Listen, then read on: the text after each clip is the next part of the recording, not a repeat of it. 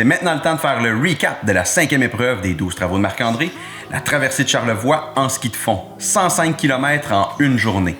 Mais suite à la première épreuve, que j'ai fait la même randonnée, mais à pied, je me suis rendu compte que le terrain était vraiment difficile, donc j'ai décidé de segmenter la traversée, cette fois-ci en 2 jours.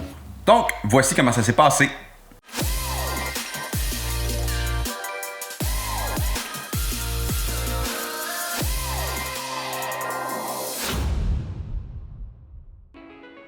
Je tiens également à remercier les partenaires qui ont rendu cette aventure possible. Jessica Vien-Gaborio, photographe. Olipax, des sacs à dos de haute qualité conçus au Québec qui vous accompagneront dans toutes vos aventures. Les vêtements en laine de mérino de Icebreaker. Salomon. Et également les partenaires qui m'accompagnent tout au long des 12 épreuves. Barré Assurance, Bérard Tremblay, arpenteur géomètre, Première Générale et Omax. Depuis le mois de septembre, il y a beaucoup de choses qui se passent dans nos vies, dans notre vie familiale. Donc, la fatigue est vraiment au rendez-vous et la nuit avant le départ, j'ai vraiment pas bien dormi. Sûrement un petit peu de stress parce que, contrairement aux autres épreuves, j'avais jamais vu le territoire de où je m'en allais. Mais là, je l'avais vécu avec la première épreuve. Donc, je savais un petit peu à quoi m'attendre. Puis en même temps, les conditions de neige pouvaient vraiment varier. Il annonçait quelques centimètres de neige pendant la fin de semaine. Donc, ça mettait une petite crainte en fait. Mais bon. Je prends quand même d'assaut les sentiers direction Mont-Grand-Fond, donc je pars de Saint-Urbain, je mets les skis. Normalement, les skis, on parle de ski de fond pour faire cette traversée-là, mais on est mieux de prendre des skis qui vont être quand même un petit peu plus larges, pas des skis de fond classiques, pour pouvoir utiliser des pots d'ascension parce qu'il y a vraiment des bonnes montées et des descentes très serrées. Après seulement que quelques kilomètres, je me rends compte que la traversée risque d'être très ardue parce que le rythme que j'ai est beaucoup plus lent que lorsque je l'avais fait pendant la première épreuve en randonnée à pied. Donc la complication et un petit peu le stress au niveau du temps se met de la partie. Mais je continue, je fonce vers l'avant. Mais plus les kilomètres avancent, plus je me rends compte que j'ai les pieds qui chauffent un petit peu, des ampoules font leur apparition, puis j'ai des crampes qui commencent au niveau de mon marche de pied, de mon pied gauche. Rendu au lac Boudreau, environ 17 km après le départ, je décide de prendre une petite pause pour bien me masser le pied pour voir si tout va bien se passer. Et je commence à avoir des problèmes avec les pots d'ascension. Attendez, je vais vous montrer.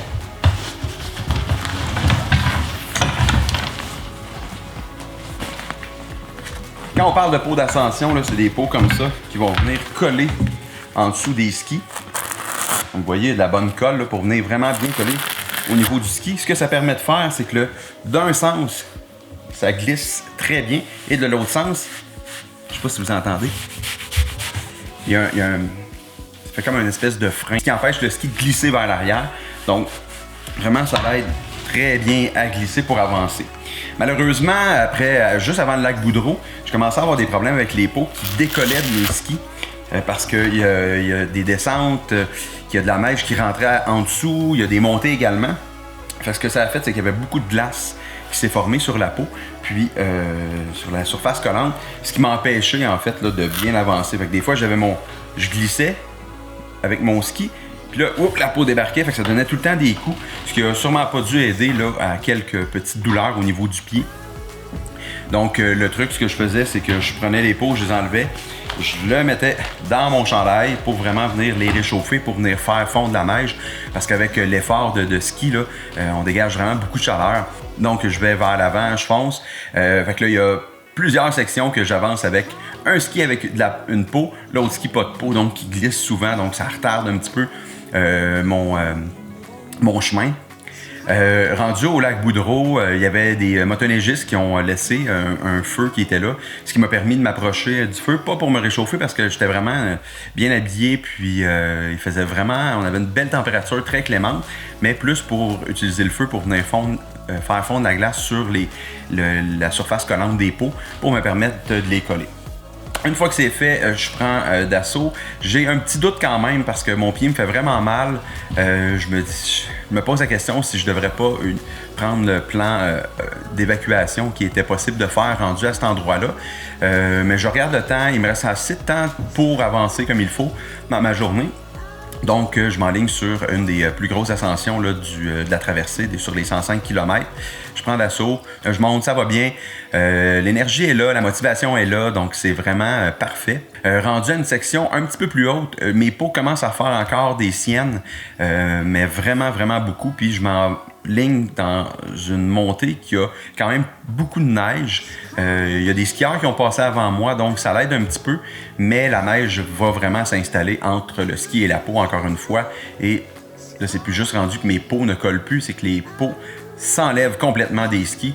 Donc, ça me fait faire quelques petites chutes là, dans la neige quand la peau enlève, parce que le ski part vers en arrière, donc je m'étends de tout mon long. Ça rend un petit peu les choses compliquées.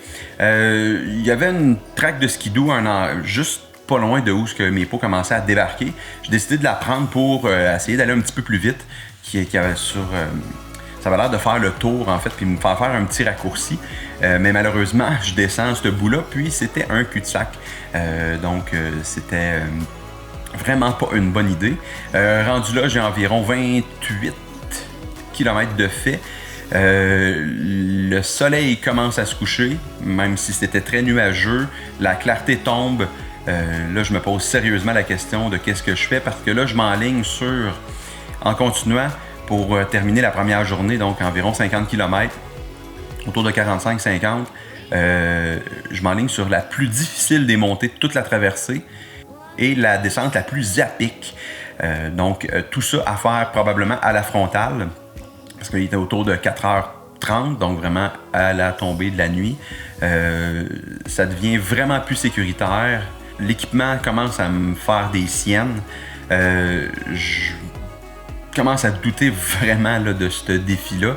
Peut-être un petit peu trop difficile ou pas le bon choix d'équipement. La préparation était là, la forme est là, je suis vraiment pas fatigué, mais au point de vue sécurité, c'est une meilleure décision là, de rebrousser le chemin. Donc, je texte Jess pour voir si j'étais chanceux, parce qu'il y avait du réseau cellulaire là, qu'elle pouvait se rapprocher le plus de moi où j'étais. Donc, ça me donnait encore quand même environ 12-13 km de ski à faire pour aller la rejoindre, mais dans une section que j'avais déjà fait, donc je savais que le danger était moins là que de m'enligner sur le 20 de l'autre côté qui restait à faire pour pouvoir compléter la première journée. Donc, ce qu'il faut comprendre là-dedans, c'est oui, c'est la première épreuve qui a un échec, mais comme je l'avais dit d'entrée de jeu au début du projet, ça me dérangeait pas d'en échouer des épreuves parce que c'est comme ça la vie. Parfois, on a des embûches. Ce qui est important, c'est de se relever puis de foncer vers l'avant malgré ces embûches-là. J'ai énormément appris avec cette épreuve-là. Je sais que la persévérance est là, mais à un moment donné, il faut faire des choix au niveau de la sécurité puis aussi le respect de soi. Donc, respecter les limites, respecter le terrain où on est. La région de Charlevoix, c'est magnifique, c'est super beau. Ce que je voulais faire avec cette traversée-là, c'est de montrer qu'on pouvait utiliser le territoire autant l'été que l'hiver pour profiter de la nature, donc profiter du merveilleux Québec avec les 4 saisons très différentes et très magnifiques qui nous permettent de faire tous les sports qui existent. Donc, c'était l'objectif. L'objectif est atteint. Également, je suis vraiment pas déçu du résultat, même si c'est un arrêt d'épreuve. Je trouve que c'est très enrichissant. J'ai vraiment aucune déception. Je savais que ça serait difficile, mais pas autant que ça, par exemple. Vraiment pas autant que ça. Vous savez, je suis une personne de défi, donc je me lance le défi de quand même la réessayer l'année prochaine, mais cette fois-là, un petit peu plus agréable. Donc, un peu comme les gens le font présentement, la traversée, donc de refuge en refuge. Puis en même temps, je vous lance l'invitation. S'il y en a que ça les intéresse de venir faire cette traversée-là, c'est 105 km de ski, une magnifique traversée. On prévoit plus la faire en, je pense, c'est 5 ou 6 jours. Donc, quelque chose qui est plus raisonnable. Profiter de ces magnifiques plaisirs de l'hiver, ces magnifiques paysages. Donc, si ça vous intéresse, je vous invite à me laisser un petit commentaire là, en privé pour pouvoir venir avec moi. S'il y a assez d'intéressés, on pourrait le faire en gang, ça pourrait être vraiment cool. Donc, c'est un défi que je vous lance déjà pour l'année prochaine, donc janvier-février 2021. C'est le fun de se retrouver seul en plein air, dans des épreuves, dans des aventures comme ça. Ça nous permet de se replonger, d'avoir des réflexions très profondes avec soi-même. Mais j'adore partager les sports et le plein air avec les gens. Donc, ce qui est bien aussi avec cette épreuve-là, c'est que ça me donne mon dimanche de congé que je peux passer avec Jess. Puis, ce qu'on a décidé de faire, c'est quand même rester dans la thématique de la fin de semaine, donc du ski de fond. Donc, on est venu là, au massif de Charlevoix, profiter de ces beaux sentiers, là, les sentiers des Caps. Donc, une belle journée de ski de fond. Fait que je vous laisse sur quelques images que nous avons tournées pendant cette journée de congé. Donc, on se revoit très bientôt. Bye bye!